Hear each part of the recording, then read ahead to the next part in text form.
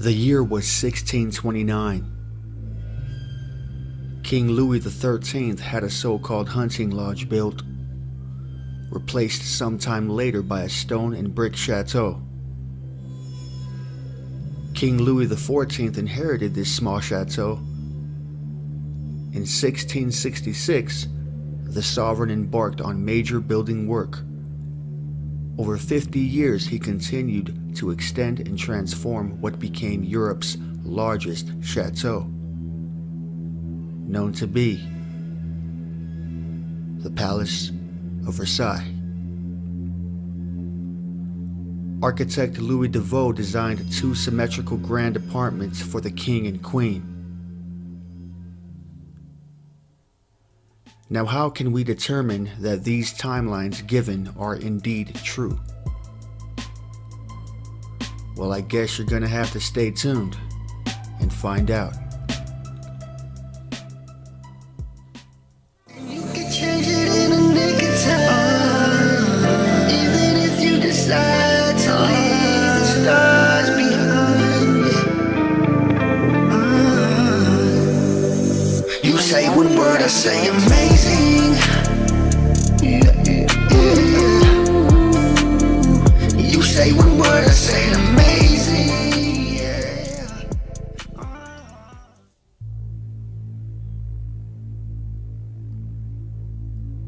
Before I go any further with this subject, I would like to show a few photos concerning the timeline around the years these events took place. Some of you will probably be offended because it contradicts what you believe, depending on what religion and faith you live by, given the content. I did not produce this video to purposely offend those of religious beliefs.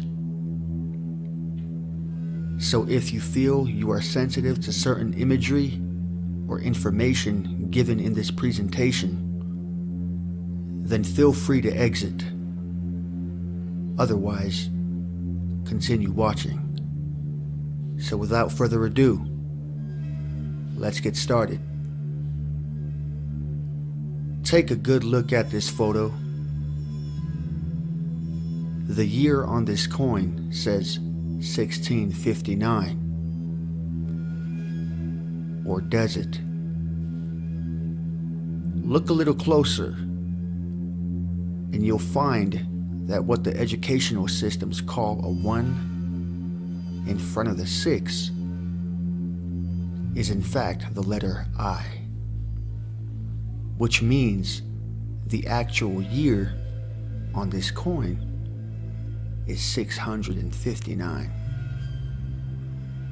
If you look at the other side of the coin towards the bottom, now those three numbers are actual ones. You can clearly differentiate the two quite easily.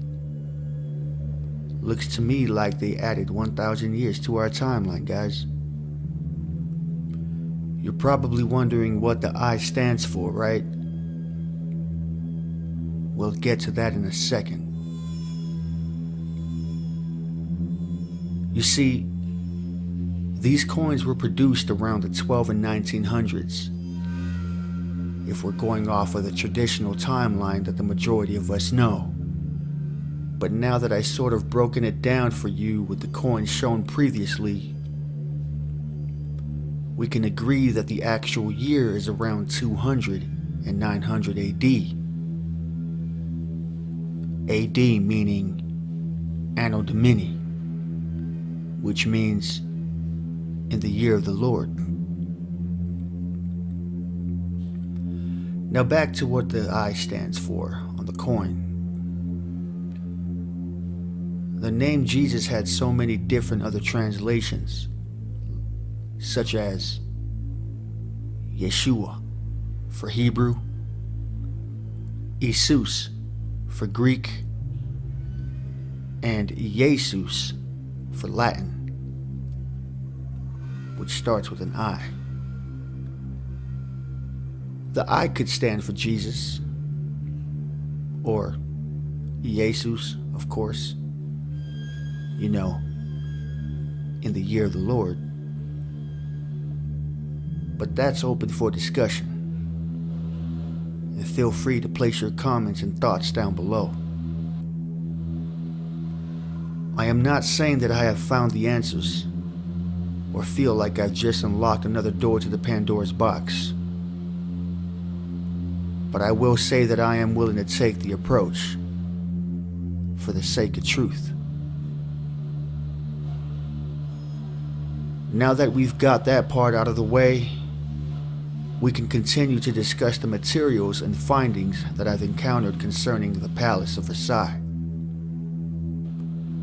You ever wonder why they don't build like this anymore? Or if they can even replicate such a precise and elegant structure? I mean, just look at the precision and detail of this build. You would think that as time goes on, we would advance, finding even better and faster ways to build such structures, right? Well, for as long as I've lived, given the 33 years I've been around, hence 33, I can't recall encountering such a structure built in the more recent times. So it led me to think more and more about this conspiracy. I started doing some extensive research and came across a YouTube channel that goes by the name of Conspiracy R Us, which I'll leave in the description box below. A video titled Waste Management and the Great Stink really sparked my attention and motivated me to create content on YouTube. This video being one of them. So let's move along. What you are seeing right now is called the Ponce de Leon, aka the Ponce. It was an exclusive and luxury hotel, built by a millionaire developer and Standard Oil co-founder Henry Morrison Flagler in 1888. The location is found in St. Augustine, Florida. Funny thing is, there's no construction photos to be found. Now keep in mind, this hotel had 504 rooms and was considered a 5-star resort. Now you would think that with such a luxury and exclusive hotel built by a millionaire, they would have bathrooms to go with the rooms, right? Well, unfortunately, there was only one. That's right. Out of all 504 rooms, only one bathroom for some odd reason. That reason leaving me to believe that there had to be a clearer explanation and reason for such engineering. Are you following along? You see,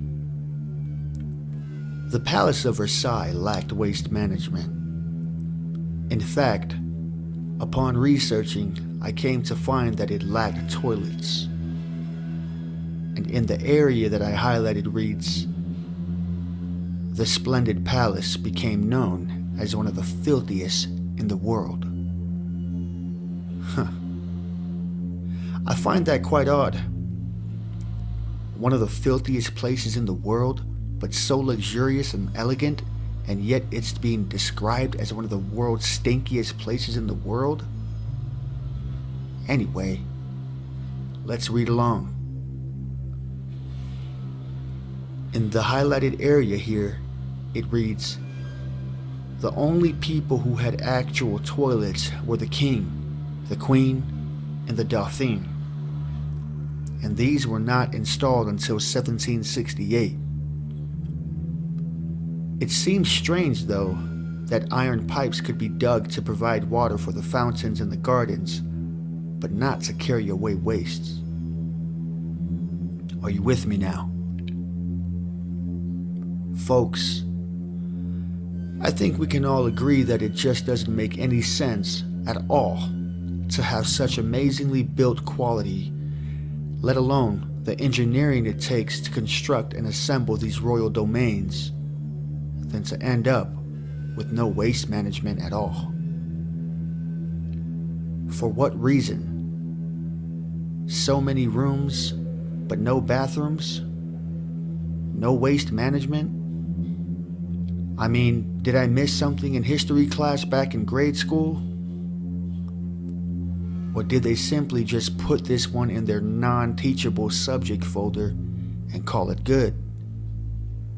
I mean, even the Roman Empire had waste management, and that was long before the Palace of Versailles was built. In the highlighted area here it reads, Roman built sewer systems to carry waste into streams and rivers. So you see, it just doesn't make any sense. You've got one of the largest and amazingly built royal domains, with iron pipes to provide water for the garden and fountains, but lack bathrooms for each individual room that any human being would find an essential. Perhaps it wasn't built for humans. Perhaps humans didn't build this royal domain. Perhaps it was built by and made for a different type of body. An incorruptible body. But I don't want to get into that now. I'll save it for a future video. That's it for today, folks. Until next time, tune in on Kingdom Within. You say one word, I say amazing.